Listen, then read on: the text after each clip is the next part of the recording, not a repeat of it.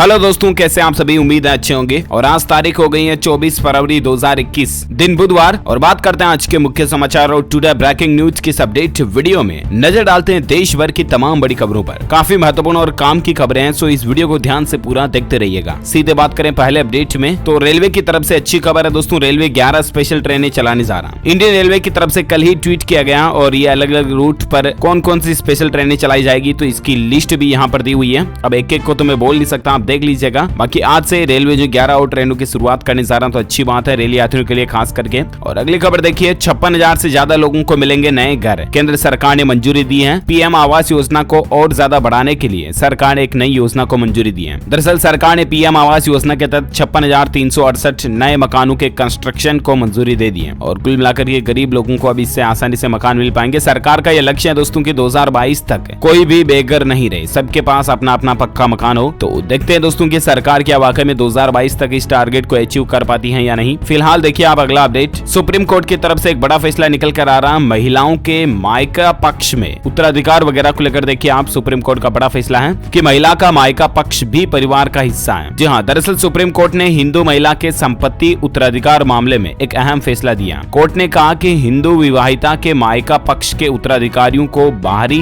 नहीं कहा जा सकता, वे महिला के परिवार के ही माने जाएंगे। कोर्ट ने कहा कि हिंदू उत्तराधिकार अधिनियम की धारा 15(1)(d) में महिला के पिता के उत्तराधिकारियों को महिला की संपत्ति के उत्तराधिकारियों में शामिल किया गया। और इसके साथ ही कोर्ट ने महिला के देवर के बच्चों की याचिका खारिज कर दी, जिसमें महिला द्वारा अपने भाई के बच्चों को संपत्ति दिए जाने को चुनौती दी गई थी। हालांकि देखिए कि कोर्ट ने भाई के बच्चों को कृषि भूमि देने के निर्णय को सही ठहराया। और कहने का मतलब कोर्ट का ये फैसला कुल मिलाकर के जो एक शादीशुदा महिला है ना, वो पीहर पक्ष में भी उत्तराधिकार रखती या नहीं रखती, इस पर एक सुप्रीम कोर्ट का ये अहम फैसला है। ज्यादा इन्फॉर्मेशन आप इसके बारे में देख सकते हैं। और चलिए बात करें अगली खबर में। देखिए दोस्तों, मार्च का जो महीना आ रहा है उसमें 11 दिन सरकारी बैंकों में छुट्टी रहेगी। कब कब रहेगी ये छुट्टी? तो एक तो 5 मार्च को कुछ त्योहार है, जब 4 कट करके, तो इसके चलते एजवेल में बैंक जो बंद रहेंगे। और 11 मार्च को महाशिवरात्रि है, 22 मार्च को बिहार दिवस है, 29 और 30 को होली की छुट्टी रहेगी। और बाकी बीच में 4 तो संडे आने ही है और 2 सैटरडे हो गए, 2nd और 4th सैटरडे। तो इस तरह से टोटल मार्च में 11-12 दिन बैंक बंद रहेंगे, है ना। अच्छा, इसके अलावा आपकी जानकारी के लिए और बता दूं कि 15 मार्च को बैंक स्ट्राइक भी है। बैंक यूनियन जो है वो सरकारी बैंकों के प्राइवेटाइजेशन के विरोध में 15-16 मार्च को बैंक हड़ताल भी करेंगे। बैंक यूनियन ने इस बात का ऐलान किया है। और उस दरमियान 13 मार्च से लेकर 16 मार्च तक अगर हड़ताल हुई तो बैंकों के कामकाज बंद रहेंगे। सो कहने का मतलब दोस्तों, अगर आपका कोई बैंकिंग काम है तो उसको आप इस शेड्यूल से आउट पहले से निपटा लें। ओके, और अगली खबर देखिए, महंगाई के बीच थोड़ी राहत की बात है। पश्चिम बंगाल और असम के बाद अब नागालैंड सरकार ने भी पेट्रोल डीजल को सस्ता किया। अब तक 5 राज्य कटौती कर चुके हैं। भले दोस्तों पेट्रोल डीजल की रेटें लगातार बढ़ रही हो, लेकिन राज्य सरकारें जो वो अब अपने स्तर पर धीरे धीरे राहत दे रही हैं। देखिए, राजस्थान, असम, मेघालय और पश्चिम बंगाल, इन राज्यों की सरकारें ने पेट्रोल डीजल के वेट टैक्स में कुछ कटौती की है और इसके चलते इनकी कीमतें कम हुई हैं। आपकी जानकारी के लिए बता दूं, राजस्थान और मध्य प्रदेश के कई शहर हैं जहां पेट्रोल डीजल के दाम जो हैं वो 100 रुपए प्रति लीटर के भी पार पहुंच चुके हैं। केंद्र सरकार ने एक्साइज ड्यूटी में कटौती करने से भी मना कर दिया। और इस महीने 23 फरवरी तक पेट्रोल डीजल के रेट में 15 बार बढ़ोतरी हुई है। अलग अलग कुछ पैसों की बढ़ोतरी के चलते कुल 15 बार बढ़ोतरी देखी गई। और अब देखिए आखिर कौन कौन से राज्यों ने पेट्रोल डीजल पर टैक्स में कटौती की है, जहां अब आपको कुछ सस्ता मिलेगा वेट टैक्स में कटौती के चलते। तो शुरुआत में आपको पता होगा, नागालैंड और मेघालय सरकार ने पेट्रोल डीजल में कटौती की थी, 5-5 रुपए सस्ता किया था। और उसके बाद असम राज्य में भी कटौती हुई थी। और सबसे पहले उससे पहले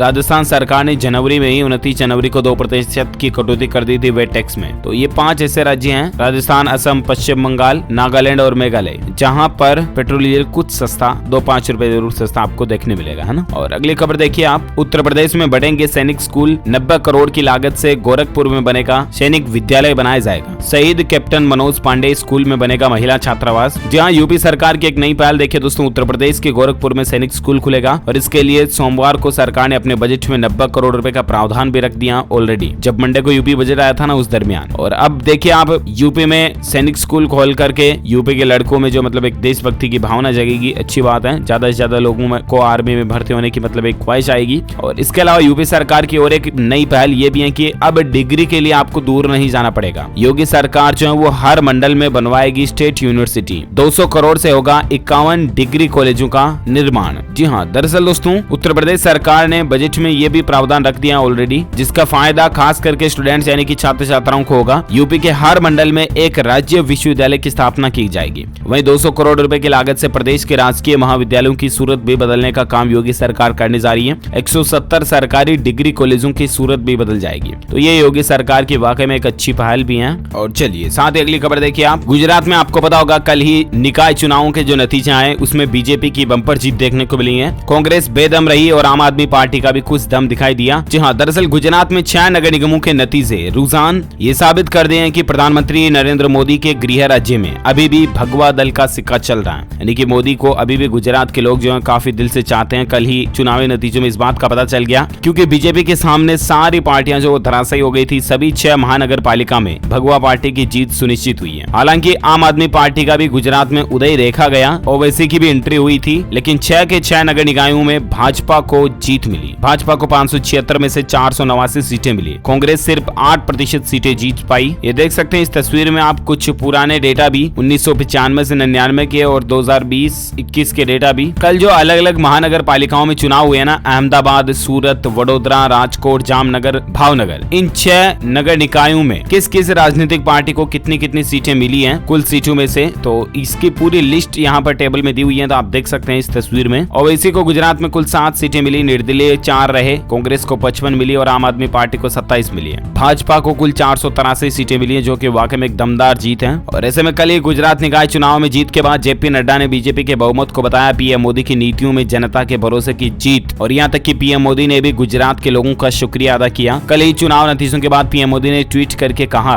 कि पूरे राज्य में निगम के नतीजे ये साबित कर रहे हैं कि लोगों की गुड गवर्नेंस के प्रति विश्वास अभी भी बरकरार है। पीएम मोदी ने कहा कि गुजरात निकाय चुनाव के नतीजे लोगों की विकास की राजनीति और गुड गवर्नेंस के प्रति भरोसा दिखाता है। राज्य की जनता को बीजेपी में फिर से भरोसा जताने के लिए मैं धन्यवाद करता हूँ। गुजरात की सेवा करना गर्व की बात है, ये कहना रहा है प्रधानमंत्री नरेंद्र मोदी का चुनावी जीत के बाद। अच्छा, वहीं इधर अरविंद केजरीवाल भी अब अपनी राजनीतिक सफर को गुजरात से आगे बढ़ा रहे हैं। गुजरात नगर निगम चुनावों के नतीजों से गदगद हुई आम आदमी पार्टी। सूरत में रोड शो करेंगे अब अरविंद केजरीवाल। गुजरात नगर निगम चुनाव में कुछ प्रदर्शन अच्छा देखने को मिला उनका, और अब 26 फरवरी को वो गुजरात का दौरा करेंगे, सूरत में एक रोड शो भी करेंगे। अरविंद केजरीवाल ने ट्विटर पर कहा कि नई राजनीति की शुरुआत करने के लिए गुजरात के लोगों को बधाई दी उन्होंने। पार्टी नेताओं ने कहा कि केजरीवाल सूरत में रोड शो करेंगे, जहां आम आदमी पार्टी ने नगर निकाय के चुनाव में 27 सीटें जीती हैं। और वहीं इधर आपको पता होगा कल ही पंडुचेरी के अंदर कांग्रेस की सरकार गिर गई थी और वहां के मुख्यमंत्री नारायणसामी ने भी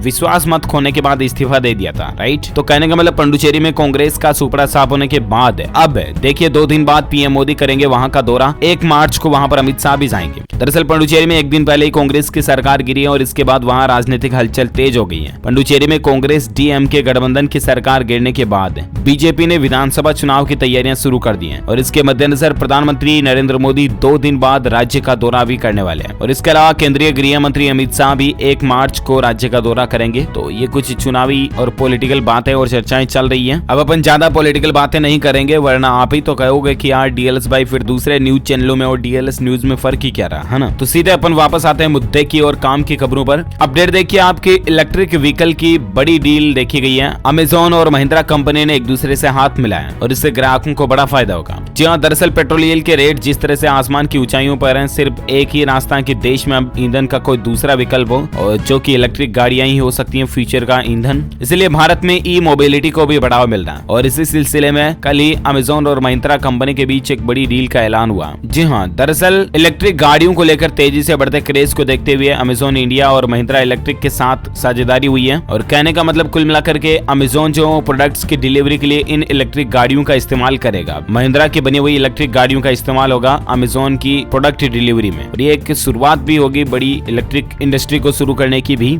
जो कि बहुत अच्छी बात है वाकई में। और अगली खबर देखिए दोस्तों, उत्तराखंड में ग्लेशियर डाइजेस्टर जो हुआ ना, वो घटना जो हुई ना, उस पर सरकार अब ये घोषणा कर चुके हैं कि जो लापता लोग हैं उन सभी को मृत घोषित किया जाएगा। जी हाँ, उत्तराखंड के चामोली में जो आपदा आई थी ना, उसमें 136 लोग लापता हैं और उन लोगों को राज्य सरकार ने अब मृत भी घोषित कर दिया। अब हादसे में जान जाने वाले लोगों की कुल संख्या 206 पहुंच चुकी है, क्योंकि उनका कोई पता नहीं चला अभी तक, तो उनको मृत घोषित कर दिए। और भगवान उनके आत्मा को शांति दे, हमारी तरफ से यही उनके लिए श्रद्धांजलि है भावपूर्ण। अच्छा, अगली खबर देखिए, इंडियन आर्मी के लिए एक बहुत ही अच्छी बात भी है दोस्तों। केंद्र सरकार ने दी 118 उन्नत स्वदेशी अर्जुन टैंकों समेत 13,700 करोड़ के हथियारों की खरीद को मंजूरी। और जो कि ये जो डील है, ये जो सरकार की मंजूरी है, वो वाकई में दोस्तों हमारी इंडियन आर्मी को ज्यादा पावरफुल, मोर स्ट्रॉन्ग बनाएगी। तो इंडियन आर्मी के लिए एक लाइक तो बनता है यार, फटाफट से लाइक ठोक दीजिए। कुल मिलाकर के भारतीय सेना को मिलेगा अब 118 अर्जुन मार्क 1A टैंक भी, क्योंकि रक्षा मंत्रालय ने खरीद को मंजूरी दे दी है। इंडियन आर्मी के लिए एक लाइक तो बनता है यार, फटाफट से लाइक ठोक दीजिए और शेयर भी करना अपने दोस्तों के साथ इस वीडियो को, है ना। और साथ ही आप इस DLS न्यूज चैनल को नीचे लाल बटन दबाकर सब्सक्राइब कर लेना। इससे होगा ये दोस्तों की रोजाना की ताजा खबरें और मुख्य समाचार भी आप तुरंत आपके मोबाइल पर देख पाओगे। ओके, और चलिए अपन सीधे आगे बढ़ते हैं अगली खबर में, जहां एक तो पेंशन पाने वाले लोगों के लिए बड़ी खबर है। अगर आपके पेंशन के पैसे नहीं आ रहे हैं या फिर कोई दिक्कत आ रही ना, तो इसके लिए आप ऑनलाइन शिकायत कर सकते हैं। पेंशन का ऑफिशियल पोर्टल जो है, इसके बारे में मैं आपको बता देता हूं। तो गवर्नमेंट की ऑफिशियल वेबसाइट है www.pensionersportal.gov.in, ठीक है ना। इस पोर्टल के जरिए आप अपनी पेंशन से संबंधित कोई भी कंप्लेन दर्ज करा सकते हैं। अच्छा, इसके अलावा पेंशनर्स के लिए एक अच्छी राहत की बात भी देखिए आप, पेंशन ऋण योजना निकाले हैं भारतीय स्टेट बैंक की तरफ से, जहां पेंशनरों को 9.75% पर लोन मिल रहा है। इतनी रेट पर, इतनी ब्याज दर पर लोन मिल रहा है। 14 लाख रुपए तक का लोन ले सकते हैं अगर आपको पेंशन वगैरह मिलती है तो, समझ रहे हो ना। खास करके भारतीय स्टेट बैंक ने रिटायर कर्मचारियों के लिए पेंशन ऋण योजना निकाली है। 9.75% की दर से 14 लाख तक का लोन ले सकते हैं अगर आप रिटायर कर्मचारी वगैरह। ओके, और अगली खबर देखिए दोस्तों, स्टार्टअप के साथ मिलकर किसानों को बीज उर्वरक खर्च में कमी करने की सुविधा देगा पेटीएम पेमेंट बैंक। जी हाँ, दरअसल किसानों की आय बढ़ाने की मदद के उद्देश्य से नाबार्ड जो है ना, उसके नेब वेंचर्स प्रमोटेड एग्री स्टार्टअप उन्नति ने पेटीएम पेमेंट बैंक के साथ में एक साझेदारी की है। इस साझेदारी के तहत स्टार्टअप उन्नति ने अपने प्लेटफॉर्म से जुड़ा पहला डिजिटली इंटीग्रेटेड कार्ड भी लॉन्च किया। और कहने का मतलब एटलीस्ट ये है कि किसान भाई लोगों को अब कई सारे नए फायदे मिलेंगे पेटीएम के जरिए, कैशबैक वगैरह, और ये ऑफर तो आई है, तो किसान भाई लोग जो है इसका भी फायदा उठा सकते हैं। ओके, और साथ ही अगली खबर देखिए, मौसम समाचार को लेकर अपडेट है। अगले 5 दिनों तक इन राज्यों में मौसम खराब रहेगा। IMD ने अलर्ट जारी किया बारिश का भी। दरअसल भारतीय मौसम विज्ञान विभाग का यह कहना दोस्तों कि देश के कई हिस्सों में मौसम एक बार फिर से करवट लेने वाला है। अगले 5 दिन तक पहाड़ी क्षेत्रों के जो राज्य हैं उनमें बर्फबारी की चेतावनी भी दी गई है। खासतौर पर जम्मू कश्मीर, लद्दाख, गिलगित बाल्टिस्तान और मुजफ्फराबाद में बारिश और बर्फबारी हो सकती है ना। और इसके अलावा मौसम को लेकर और एक खबर देख पा रहे कि मनाली में कल से ही बारिश हो रही है, रोहतांग में बर्फबारी भी हुई। प्रशासन ने उसके बाद अलर्ट जारी कर दिया हिमाचल को लेकर, है ना। और वहीं जम्मू कश्मीर, हिमाचल और उत्तराखंड में 5 दिनों तक बारिश बर्फबारी के आसार तो ही है। संपूर्ण भारत का 24 फरवरी 2021 का मौसम पूर्वानुमान आखिर क्या कहता है, तो यही है दोस्तों कि देश के बाकी हिस्सों में मौसम शुष्क और साफ बना रहेगा। उत्तर पश्चिम और मध्य भारत के अधिकांश भागों में दिन का तापमान सामान्य से ऊपर ही बना रहेगा, यानी कि देश के दूसरे राज्यों में तो गर्मी का सिलसिला रह सकता है और बाकी मौसम साफ और शुष्क रहेगा। तो ये रहा आज का वेदर अलर्ट अपडेट। ओके, वही कोरोना को लेकर खबर देखिए दोस्तों कि कोरोना के बढ़ते प्रकोप को देखते हुए एक तो पंजाब सरकार ने आदेश दिया कि 100 से ज्यादा लोगों के जुटने पर रोक लगा दी जाए, यानी कि पंजाब राज्य में किसी भी तरह का कोई शादी कार्यक्रम, फंक्शन, बर्थडे पार्टी वगैरह जो कुछ भी है उनमें 100 से ज्यादा लोगों के इकट्ठा होने पर रोक लगा दी फिर से इंडोर जगहों पर, है ना। जबकि आउटडोर जगहों पर ये रोक 200 लोगों पर लगेगी। इतना ही नहीं, सरकार ने सभी डिस्ट्रिक्ट कमिश्नर को ये आदेश भी दिए कि वो अपने अपने जिलों में हॉटस्पॉट की पहचान करे और जरूरी हो तो नाइट कर्फ्यू भी लगा सकते हैं। पंजाब के मुख्यमंत्री अमरिंदर सिंह ने ये निर्देश दे दिया है कि पंजाब में अगर लोग बाग जो है नियमों को नहीं मानते तो फिर नाइट कर्फ्यू भी लग सकता है, लॉकडाउन वगैरह की नौबत भी आ सकती है। अच्छा, इसके अलावा दोस्तों कई राज्यों में कोरोना की रफ्तार जो फिर से बढ़ रही है। कल ही PMO की इस पर एक बड़ी बैठक भी हुई, कुछ नए प्लान, एक्शन प्लान वगैरह भी बनाए गए, क्योंकि आपको बता दूं कि पंजाब, कर्नाटक, गुजरात, छत्तीसगढ़ और तमिलनाडु ये कुछ ऐसे राज्य जहां पर कोरोना के मामले फिर से बढ़ रहे हैं और लगभग 85% बढ़ने वाले जो मामले हैं वो तो महाराष्ट्र और केरल से हैं केवल। तो हालात देखिए दोस्तों, अभी भी कई राज्यों में कोरोना फिर से सक्रिय हो रहा है, सो प्लीज बी केयरफुल, सावधान रहें आप, मास्क वगैरह का यूज करते रहें, सोशल डिस्टेंसिंग, सैनिटाइजिंग, इन चीजों को भी अभी फॉलो करते रहें आप, ठीक है ना। और इसके अलावा खबर देखिए, महाराष्ट्र में कोरोनिल की बिक्री पर रोक लगा दी है। गृह मंत्री अनिल देशमुख ने ये बात कही है। दरअसल पतंजलि की तरफ से जो नया कोरोना स्ट्रेन आने के बाद कोरोनिल नई किट जो दवा लॉन्च की गई ना, उस पर महाराष्ट्र सरकार ने फिलहाल इसकी बिक्री पर बैन लगा दिया। अच्छा, इसके अलावा कोरोना को लेकर महाराष्ट्र में अफवाहों का बाजार भी गर्म रहा। सरकार और पुलिस अभी भी अलर्ट पर है, लॉकडाउन की नौबत भी आ सकती है वापस, ऐसा कहना है महाराष्ट्र के मुख्यमंत्री उद्धव ठाकरे वगैरह का। ओके, तो आप सावधान रहें, लापरवाही ना करें तो लॉकडाउन नहीं लगेगा। अच्छा, इसके अलावा भारत में कुल कोरोना के आंकड़ों की बात करें ना दोस्तों, तो पिछले 24 घंटों के दौरान 13,000 के लगभग नए बढ़ोतरी हुई और इसके बाद कुल संक्रमितों की संख्या 1,10,29,000 भारत में हो चुकी है, जिसमें से हालांकि एक्टिव केस जो है वो 1,44,000 ही चल रहे हैं, जबकि भारत में कोरोना के कारण मरने वालों की कुल संख्या का आंकड़ा 1,56,000 से ज्यादा पहुंच चुका है। ओके, तो ये तरह भारत में ताजा कोविड डेटा। इसके अलावा किसान आंदोलन पर क्या कुछ चर्चाएं चल रही हैं, तो देखिए खबर आपकी, कृषि कानून पर सरकार से बातचीत के लिए नरेश टिकैत ने रखी शर्त और कहा कि मरते दम तक जारी रहेगा आंदोलन। जहां भारतीय किसान यूनियन के राष्ट्रीय अध्यक्ष नरेश टिकैत ने मंगलवार को कहा कि केंद्र सरकार की मनमानी नहीं चलेगी। उन्होंने कहा कि अगर केंद्र सरकार तीनों कृषि कानूनों को खत्म करे तो फिर किसान बातचीत के लिए तैयार है। ये राकेश टिकैत और नरेश टिकैत जो हैं दोनों ही किसानों के नेता हैं और दोनों ही सरकार को ये कह चुके हैं दोस्तों की जब तक कृषि कानून रद्द नहीं हो जाते तब तक ये आंदोलन खत्म करने वाले नहीं है। इसके अलावा आम आदमी पार्टी है वो 21 मार्च को पंजाब के मेगा में करेगी किसान महासम्मेलन। जी हाँ, दरअसल देखिए पंजाब में मुख्य विपक्षी दल आम आदमी पार्टी ने सोमवार को कहा कि वह केंद्र के नए कृषि कानूनों के विरोध में चल रहे किसान आंदोलन के समर्थन में 21 मार्च को मेगा किसान महासम्मेलन का आयोजित करेंगे मोगा जिले में, है ना, पंजाब के मोगा में। अच्छा, और अब नजर डालते देश से जुड़ी कुछ और बड़ी खबरों में। टेक्नोलॉजी को लेकर खबर देखिए दोस्तों, दुबई एयरपोर्ट पर अब आपका चेहरा ही पासपोर्ट का काम करेगा। बायोमेट्रिक टेक्नोलॉजी से पैसेंजर की पहचान होगी। देखिए दुबई तो वैसे भी टेक्नोलॉजी के लिए जाना जाता है और अब देखिए दुबई में एक नई शुरुआत होने जा रही है। मतलब आपका फेस स्कैन कर लिया जाएगा एयरपोर्ट पर ही, आपको पासपोर्ट चेक कराने की भी जरूरत नहीं है। अच्छा, साथ ही खबर देखिए 7,000 से ज्यादा ने रजिस्टर्ड कराए इलेक्ट्रिक व्हीकल। 210 मॉडलों पर मिली 13.5 करोड़ की सब्सिडी। जी हाँ, दरअसल दोस्तों दिल्ली सरकार जो कुल मिलाकर के इलेक्ट्रिक वाहनों को खरीदने के लिए प्रोत्साहन दे रही है और देखिए दिल्ली में करीब 7,000 से ज्यादा नए इलेक्ट्रॉनिक वाहन रजिस्टर्ड हुए हैं, जो कि बड़ी ही राहत की बात है। और साथ ही खबर देखिए कर्नाटक राज्य में स्कूल फीस में 30% कटौती के विरोध में सड़कों पर उतरे हजारों टीचर्स और नॉन टीचिंग स्टाफ। कर्नाटक की येदियुरप्पा सरकार के इस एकेडमिक ईयर के लिए 70% फीस लेने के फैसले को लेकर हजारों टीचर और नॉन टीचिंग स्टाफ जो है वो सड़कों पर उतर आए हैं। तो देखिए आप कर्नाटक में ये विरोध वगैरह चल रहे हैं। और साथ ही अगली खबर है, पीएम मोदी ने IIT खड़गपुर के दीक्षांत समारोह को संबोधित किया, छात्रों को दिया सेल्फ 3 का मंत्र। जहां कल पीएम नरेंद्र मोदी ने IIT खड़गपुर के 66वें दीक्षांत समारोह के दौरान संस्थान के छात्रों और शिक्षकों को वीडियो कॉन्फ्रेंसिंग के जरिए संबोधित किया। इस दौरान पीएम मोदी ने IIT खड़गपुर में doctor Shyama Prasad Mukherjee institute of medical sciences and research का भी उद्घाटन किया। कार्यक्रम में पश्चिम बंगाल के राज्यपाल, केंद्रीय शिक्षा मंत्री रमेश पोखरियाल निशंक और केंद्रीय शिक्षा राज्य मंत्री वगैरह भी मौजूद रहे। पीएम मोदी ने स्टूडेंट्स को 3 अहम मंत्र दिए, सेल्फ 3 मंत्र, जिसमें उन्होंने पहला तो बोला कि सेल्फ अवेयरनेस, दूसरा उन्होंने कहा सेल्फ कॉन्फिडेंस और तीसरा कहा कि सेल्फ लेसनेस। आप अपने सामर्थ्य को पहचान कर आगे बढ़ें, पूरे आत्मविश्वास से आगे बढ़ें और निस्वार्थ भाव से आगे बढ़ें। यह है उनके तीनों इन मूल मंत्र का भावार्थ, जो कि वाकई में बहुत ही अच्छी बात है। और साथ ही अगली खबर देखिए दोस्तों, आज से शुरू JEE मेन एग्जाम 2021, सेंटर पर देना होगा नॉन कोविड का सेल्फ डिक्लेरेशन। दिव्यांग कैंडिडेट्स को साथ ले जाना होगा स्क्राइब। दरअसल JEE मेन 2021 की परीक्षा के लिए नई गाइडलाइंस जारी हो चुकी हैं। इसके कुछ पॉइंट्स और हाइलाइट्स भी आप स्क्रीन पर देख सकते हैं। और चलिए अगली खबर देखिए, बजट से पहले राजस्थान की अशोक गहलोत सरकार का भी एक बड़ा फैसला है। बिजली कंपनियों में 2370 पदों पर भर्ती वगैरह भी निकल जाएगी, ये दिल्ली गवर्नमेंट का कहना है। तो बहुत जल्दी इसका जैसे नोटिफिकेशन वगैरह अपडेट आता है तो मैं आपको बता दूंगा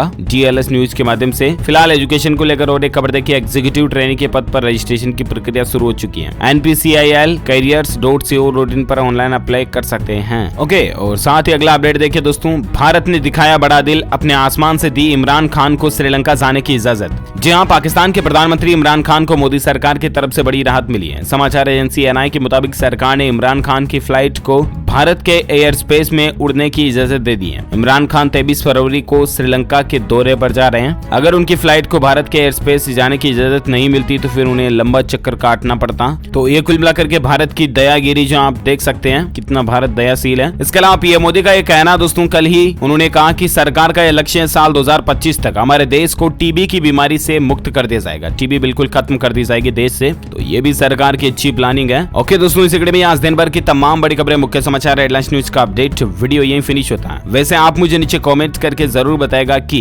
हमारे देश का राष्ट्रीय खेल कौन सा खेल है, मतलब कौन सा गेम जो हमारे देश का राष्ट्रीय खेल है, which is the national sports of our country. जो लोग इसका सही जवाब इस वीडियो के नीचे कमेंट बॉक्स में देंगे ना, वो रैंडमली सेलेक्ट किए जाएंगे हमारी DLS न्यूज टीम की तरफ से और आप जीत सकते हैं एक शानदार सरप्राइज गिफ्ट, जो कि गिव अवे के रूप में आप तक पहुंचे दिया जाएगा। और इसके साथ ही दोस्तों, अगर आपको ये वीडियो अच्छा लगे तो इसे लाइक तो जरूर करना, शेयर भी करना अपने दोस्तों के साथ फेसबुक और व्हाट्सएप पर। और हाँ, अगर आप चाहते हैं कि रोजाना आपको काम की खबरें और ताजा मुख्य समाचार के अपडेट तुरंत आपके मोबाइल पर मिलते रहे ना, तो इसके लिए आप इस वीडियो के नीचे दिए गए लाल बटन को दबाकर चैनल को सब्सक्राइब कर लेना और पास में एक घंटी का बटन बन के आएगा, उसको भी जरूर दबा देना ताकि आपको काम की खबरें और DLS न्यूज के लाइव अपडेट तुरंत आपके मोबाइल पर मिल जाएंगे। ओके, मिलेंगे अगले नेक्स्ट वीडियो में, तब तक के लिए thank you, take care, goodbye, जय हिंद, जय भारत, वंदे मातरम।